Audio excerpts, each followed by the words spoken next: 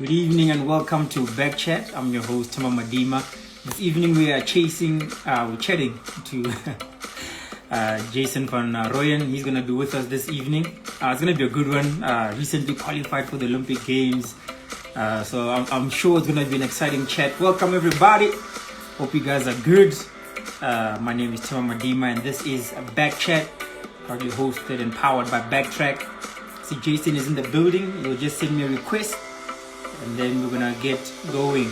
Good evening, everybody. It's May. Another month, guys, of exciting athletics coming up. International athletics as well as a few more local meets. Yo, Jason. Evening, Themba. How are you? How you doing? You good? I'm alive, man. Just alive? Yeah. Just alive, today. Man. Come on. You recently qualified for Olympics. You are not just alive. Come on. Don't be so humble about it. No, it's still, to be honest with you, it still has not sunk in completely. It still feels like a dream. So, yeah. A beautiful dream. It's a beautiful dream, though. Thanks a lot for joining us this evening, man. I'm really looking forward to this chat and just, getting to know a bit about you. As well as, I'm sure there's a lot of people who are tuned in who want to know your story as well. So thanks a lot for making time to see us and to chat with us. And yeah, it's gonna be good. Thank you, man. I've been waiting a while to get an invite from you guys. So I made it. You made it. Yeah, bro. Yeah, it's definitely it's always good, and I think at this point now, man, with what's happening, I mean, the whole season has been pending for big things, but we'll get into that. Let's just do a few welcomes, and then we'll get into the chat as we go on. So, good evening, everybody. I see Kyle Blichnoth is in the building here. AC Speedster is in here. I see Mene de Klerk, Zarnu, 777. We need to get Zarnu on as well. He's disappeared after that throw of his. I know he's probably working hard and pushing as well. We've got Prince Ludiabia. Welcome, guys. Can you still hear me? Yeah, can hear you. I'm listening. Cool, man. I see Theodore Young is in here. Poch is in the building. Adrian Aldrich, all the way from Ethiopia, is in the building. Martin van Rooyen, welcome. Kaya, welcome, guys. Busiso Twala, and many other people. I won't get to everybody, but thanks for joining, guys. Really appreciate it. Luan Minik is also in there. So cool, man. So yeah, let's get started on you before we get into too many things and the questions and so on. First reminder, this is just a chat. It's not an interview. There's no trick questions. It's simple. And secondly, I'm going to start with your introduction and then we'll get started. Is that cool? Sweet, man. Sounds good. All right, ladies and gentlemen, with us this evening, we've got Jason van Rooyen. If you're looking for him on IAAF, you need to put in Julian as well. Otherwise, you will not find him easily.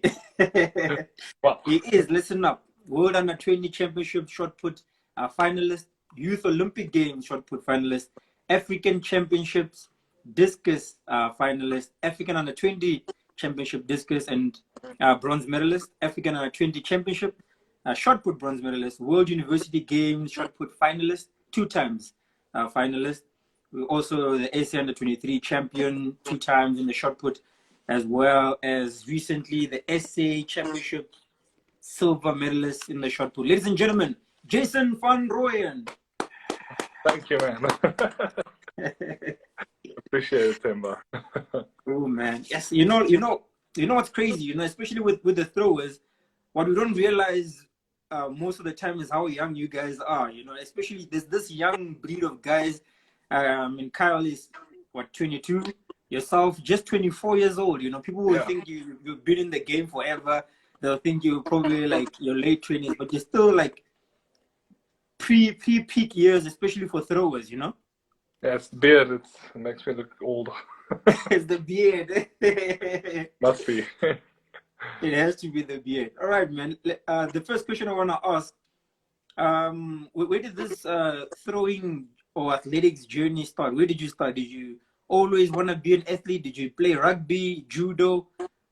What were you doing before this?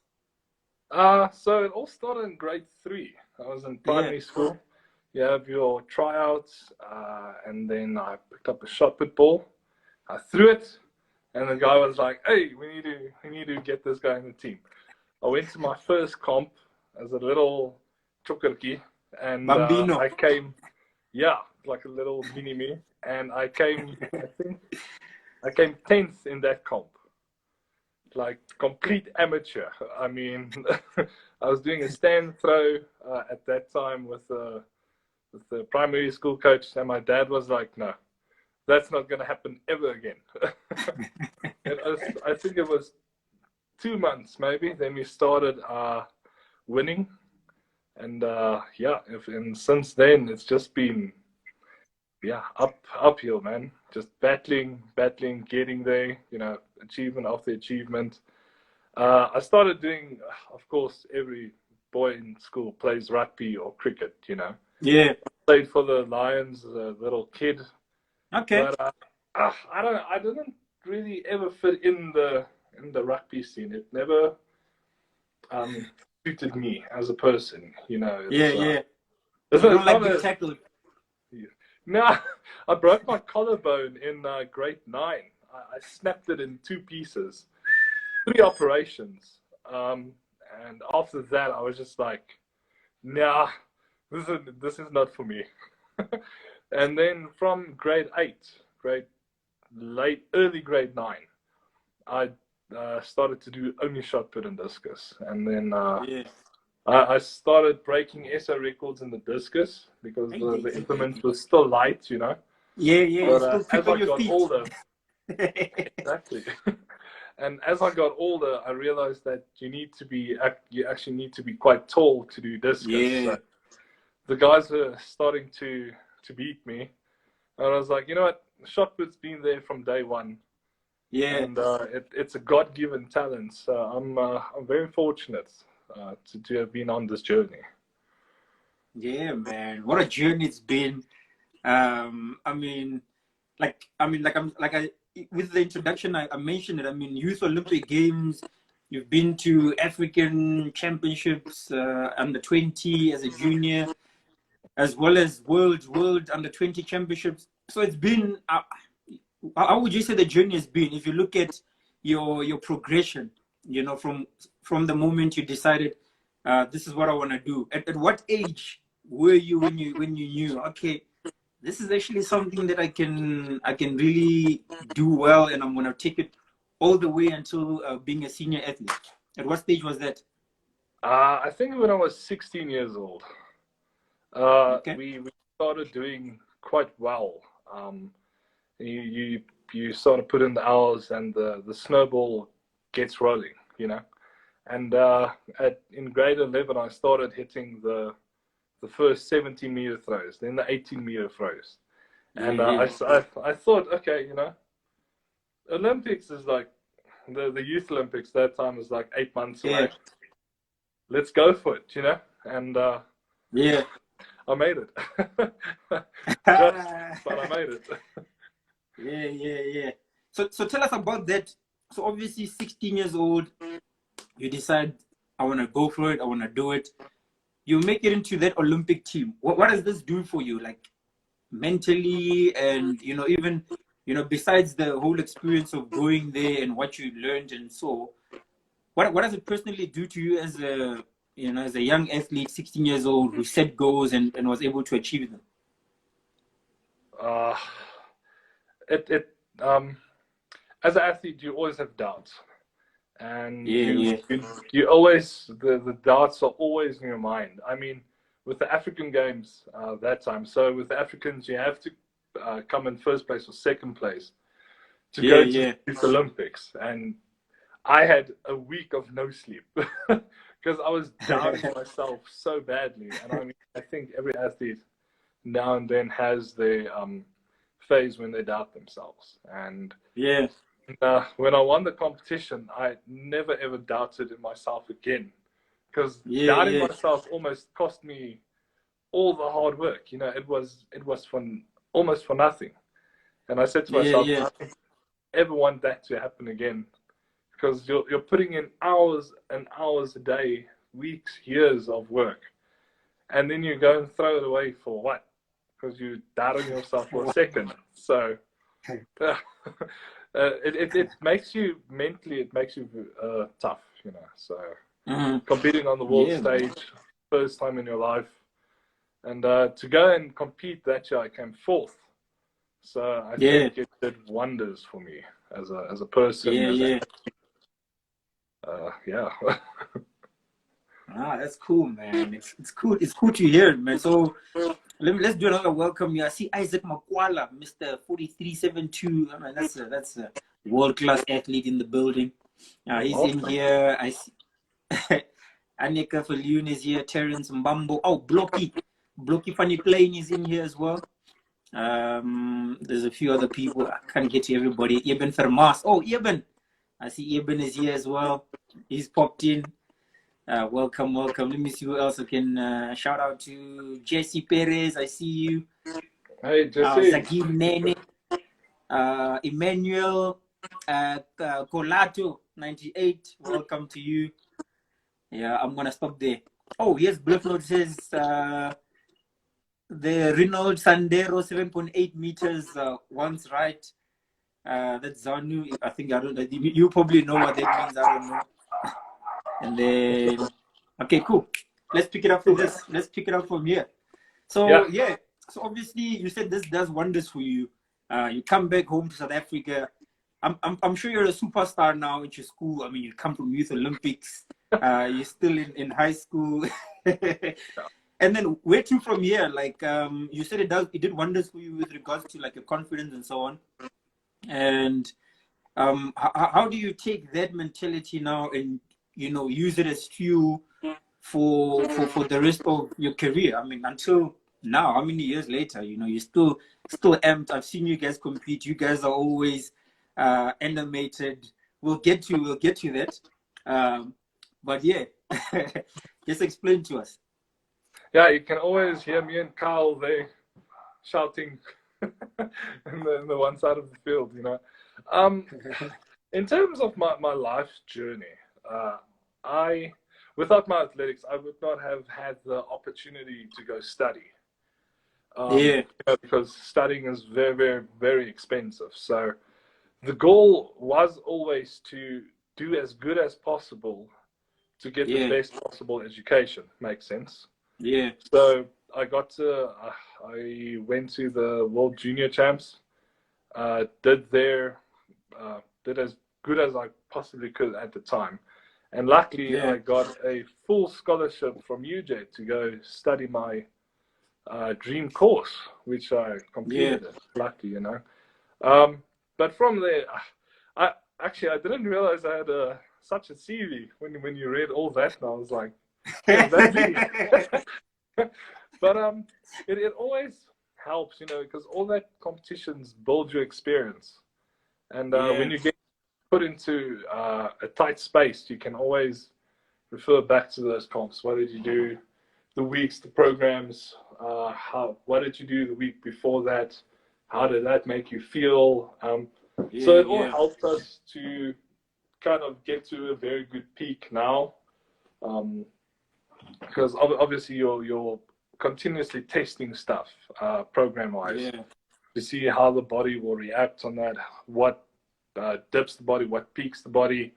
And luckily, me and Carl got a very good trainer at the Bar Strength Club. So that guy is on it with peaking. So yeah, luckily we did it. It's good, man. It's good to see. I mean, both of you guys, you mentioned Carl as well. I mean, he also recently threw the 21. It's about time. I mean, she's like, come on, Carl, what the heck,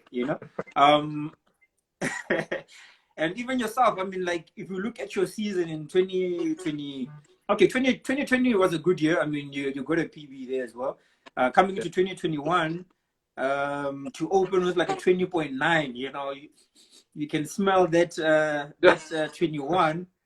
But then there's like a twist, you know, because after that, like Yeah, for 8 competitions, it looks like, hey, Baba, what's yeah. going on, you know? What's going on in your mind during this period? I wanted it too badly. Yeah, You know, yeah. the weird thing is we didn't plan to peak there. I went that day. I was like, you know, Pierre, I don't want to do this today. He's like, you know what, just come through and, you know, show your stuff. And, Yeah. of course, the competitive guy that I am, I was like, Yeah. okay, you know what, we're not ready, but gotta Let's take go. this. And Kyle pulled a Houdini there with a 20.9, also massive opener. I mean, Zane qualified in that Yeah. final as well. And I was like, you know Crazy. what, I can't be here and these two guys are doing so good. So I just went all out, you know. But then what we actually should have done is we should have gone and backed off a bit and build up again, but we did not. So Yeah. that was the first mistake we did. We tried push the whole time, and we pushed and pushed and pushed, and Yeah. we don't push the body this much. You know, Yeah. things start to break, you start to get injuries and all those sort of Yeah. stuff. So I think after the fifth comp where we didn't go 21, I was like, okay, we need to back down. We need to take a step back, analyze what's going on, Yeah. why is this happening, and made some career moves also. So got some better programming, and that put us to the next level. I think wanted to peak a week or two earlier for essays, but you know what? A peak's a peak. I'll take it any day. Take it any day, man. Yeah.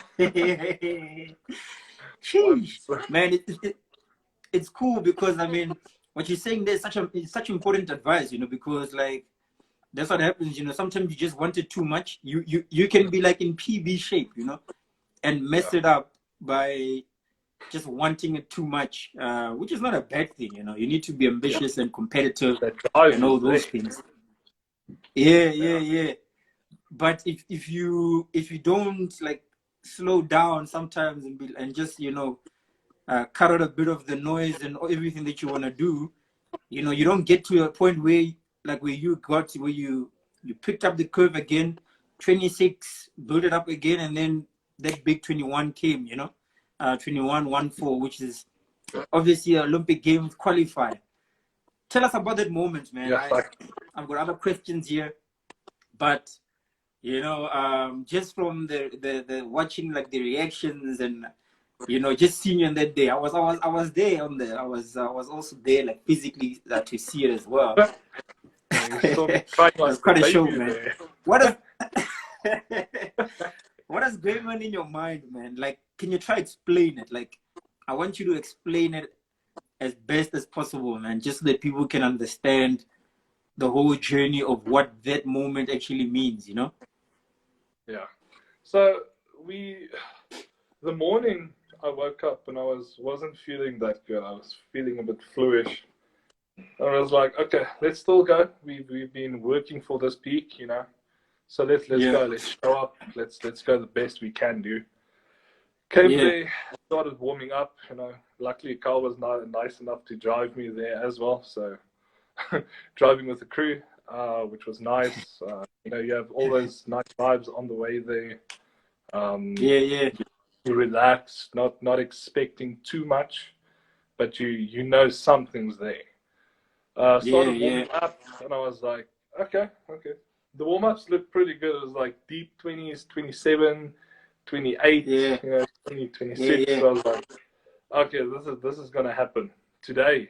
It should happen. And went before the competition, did a prayer, as I always do. It's like my little thing I always do. It's Then I started the comp, didn't open well. I mean, I opened with a 20.04 at that stage, then a 19.8, and I was like, no. Let's take So I was like, okay, let's take a step back. Let's see what's wrong. I'm trying too hard. So I started to get in my mind, start to focus on what's important, and remembered the journey, you know, all the hard times. My back's against the wall, and when it's against the wall, there's only one way, and that is forward. I hit a 26. Then I hit a 27, 8, and I was like, okay, we're starting to build. And on the last throw, I started. I did a little prayer, and the commentator came, started commentating on us. What a guy! Yes, that guy knows how to hike. That was the best. And Kyle started a slow clap for me as well. And at that moment, usually guys can remember the big throws, but I swear to you, I had a outer body experience. It was nothing I've ever felt before. I can't remember much about the throw, because in that moment, I believe that God completely took over. I mean, he was at the steering wheel. I swear to you, because it made no sense. Because I went to watch the video. The technique was not that good. It was horrible. But it went, and I can't remember what I did. So the only explanation is that God took the wheel. He took control of the situation. And I've always been wondering, you know, why haven't you given me this opportunity yet? And why am I where I am? Why are you not allowing me to do this? And God's timing is impeccable. He gave it to me. It's like man. It's like the most wonderful time that I needed it. And when it left my fingers, you get like a feeling on your fingers. The throwers will know what I'm talking about. But you know it's far. You know it's going. I thought it's like 20.08, 21.08. I knew it was far, but I didn't think it was that far. Then started screaming, you know, pumped through this thing. And the commentator said 21.14. And right there, I broke into tears, man. I mean, right there, the whole journey, the whole process, all the hardships that I had to endure, everything made complete sense. You know, all of that was complete worth it. You know, I'm working full time, starting working at 7, getting home at 9 every evening. You know, it's hard, and you just keep showing up, and you have to keep showing every single day. And I'm grateful, so grateful. I mean, I was even crying on the way home. So it was phenomenal. I still can't believe. What a moment! What a moment, man. You know, like, I'm glad you explained it, man, because that's exactly like, you know, watching from the outside, it felt exactly like that, man. It felt like, you know, like, it felt like the walls, you know, the walls just came crumbling down, and you like, you were free, man. It was like all that hard work was meant for that moment. And man, it was really good to share into that. And thanks, man. Thanks for pushing on, and for making the whole of. I mean, that video. I don't want to say it went viral, but I saw it on another like type of.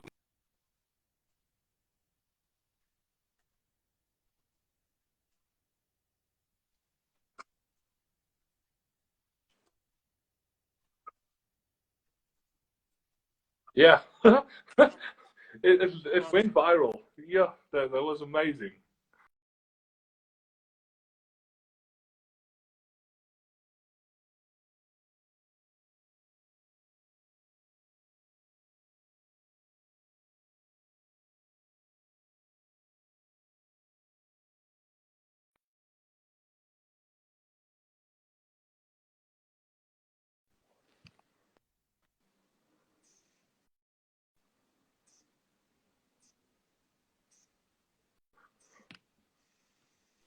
Just the 1, 2. Good evening. Good evening. Just trying to reconnect with Jason. Jason, are you still there? There you go. Sorry. Yeah. Are we good? Is it me or is it you? Yeah, cool, man. Sorry, I was saying it. I think it's me. I put on my Wi-Fi now, so hopefully Okay. it connects better. Because I was using my cell phone data, but now I'm on Wi-Fi. Let's see. Let's see if the Yeah. Wi-Fi is better. But Yeah, yeah, so I'm saying that. that went quite viral. I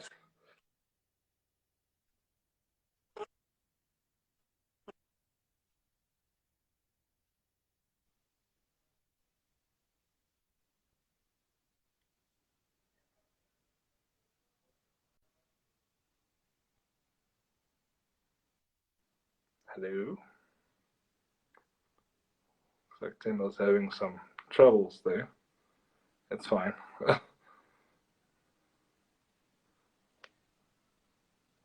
Testing, 1, 2.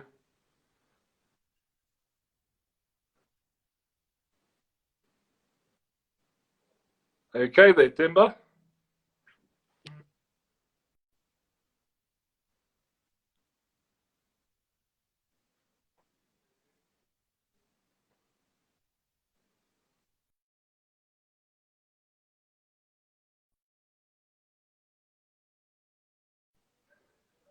So is it me?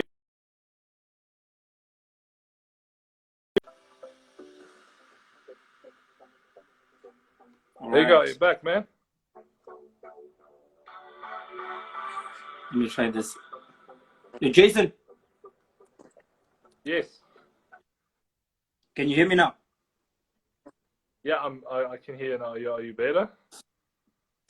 Yeah, that's better. Hopefully it holds. Sorry, man. I don't know what's happening. The internet just decided to go off. But we're good now? Yeah, I can hear you. Okay, super. You wanna pick it up from where we Super, were man. about the reaction Yeah, video? yeah, it went viral, man. Very grateful about that. I didn't think posting that would get such a good reaction. I mean, Yeah. one of my heroes liked the video, and I was like, "This guy liked my video," you know. So I'm like, "Okay, no, keep it professional, keep it compose yourself." It's cool, man. Yeah. Like I mean, like I said, it was really amazing to see and amazing to watch. We're gonna wrap it up soon. I want to ask two important questions. So obviously, you mentioned your Yes. hero. Who was your role model coming up? You know, as when you, I mean, you're still 24 years old. You should still have role Yeah. models, you know. But who was the one guy that you always looked up to say, listen, I want to be like this guy? Mr. Kovacs. Yeah, Joe Kovacs. Just the intensity he throws with, and the pure passion he competes with, and the raw emotion was just always beautiful to see, you know. And yeah, I always like to portray my passion for the sport when I do compete. Um, yeah. you know, I'm very I'm a compatriot when it comes to that type of stuff. Just going all out and always giving my all. Oh, you there, Timber? Hey.